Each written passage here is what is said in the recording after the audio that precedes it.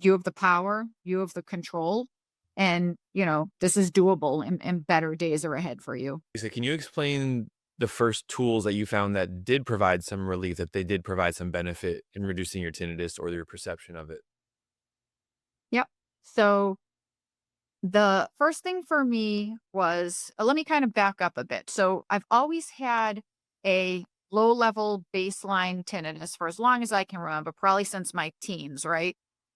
Which I attribute to loud rock concerts, blaring the music in the car, not protecting my ears through loud events. So I've always had this kind of sound that lives in the background. I call it, the refrigerator is running or low level power lines or something like that. And I never thought anything of it because I just assumed that that's the noise that the world makes. I thought that, the world just makes a sound. And then I also have migraines, which is another key component. So the migraines were starting to kind of exacerbate as well with the stress from the hobby and, working full time and all of that.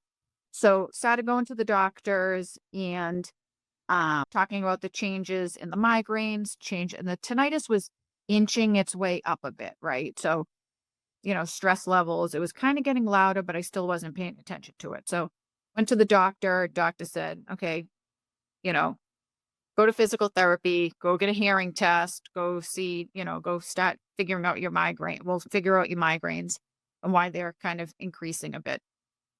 So the, went to the ENT, had the good old MRI, told there was nothing you can do. She handed me a one-page pamphlet from the American Tinnitus Association and said, here's some resources, here's your pamphlet, you know, good luck to you. So when this really kind of started blaring off the hook for me, it was last September 2023. And I was, I'm a busy audit and accounting executive. And I was also taking on a hobby that was physically and mentally taxing. And so I was fully engaged in both of those things. And at the same time, the hobby kind of caused some inflammation in my rotator cuff. So I was taking daily anti inflammatories and trying to get the pain. So I started going to physical therapy. So when I was working with the physical therapist, I went in one week and I'm like, my neck is killing me. I can't like turn my head. It's, I'm all jacked up. So she started doing deep muscle massages in my neck, the back of my head, and my jaw. So deep that, it calmed me down and it really relaxed me.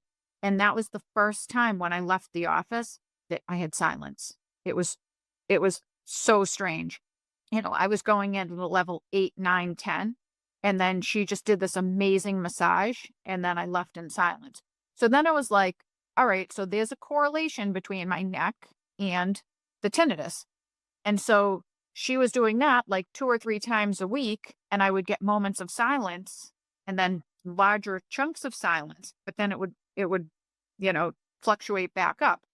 So I'm starting to put together this kind of connection between the neck and the head and then, tinnitus.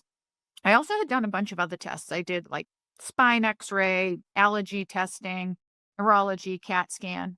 Funny enough, when I went to see the neurologist, I mentioned the migraines and the tinnitus, and he said, "Well, I have tinnitus too. You just have to live with it." I'm like, "That's weird. Like, you have it too." So the so the first thing that really brought some relief was the physical therapy and the massaging of the neck. What are those challenges that might come up along the way during the treatment period? The roadblocks, the difficulties, what did you face there, and what do you recommend to others?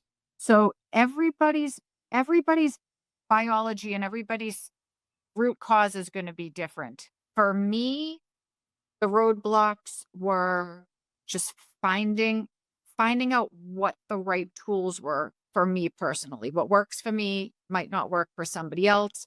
If they've got somatic tinnitus, if they have some other, you know, act, something that it's attributed to that's different than for me. But I mean, roadblocks are really just the lack of information and the lack of available resources to people. Like being handed a pamphlet and saying, "Here's a pamphlet, like, go check the American Tinnitus Foundation," like, that was a roadblock. But don't give up. Keep searching because the experts are out there. I want to know how the tinnitus treatment that you underwent changed your day to day, changed your life, frankly, from I'm struggling with this, it's affecting A, B, and C to wow, now I'm a lot better. Things are restored to near normal. Tell us about that in your life, how the treatment affected it. Yep. So you had somebody named Randy on your website, and Randy really hit home for me. When I was at the worst at the level 10, and I watched Randy, and he said I was at the point where I was thinking, what is going to become of me? What is going to become of my life? And that's where I was like, what is this? What is going to become of me? Am I going to need to like, stop working? Is my social life going to change? So all of that at the beginning, like I wasn't going to social events. I missed some family events that were kind of big and important and fun because the headaches and the tinnitus were an impact. But now, I mean, doing the work, like I don't not do anything anymore. I consider it kind of a 3-month blip where I just took a break from things that I love to do. And now, I'm back doing everything I did before. Lisa, I wanted to ask, now that you've achieved a significant reduction in your tinnitus, what is some advice or knowledge that you wish you knew at the beginning when you had that first ENT appointment looking for help? So what I wished I knew at the beginning was number one, where the experts are, who are the experts, right? And what you have to do to fix this, what you have to do to get this done. If hundreds of millions of people are living with this, how do they live with it, right? My message to everyone listening and watching this right now is that you control your tinnitus. Your tinnitus doesn't control you, right? This this isn't magic. This is actual physiological changes that you're creating within yourself by putting in the work and working with the experts and creating those neural pathways and creating the mind body calm and it's not magic. It's actual physiological scientific changes that you're creating.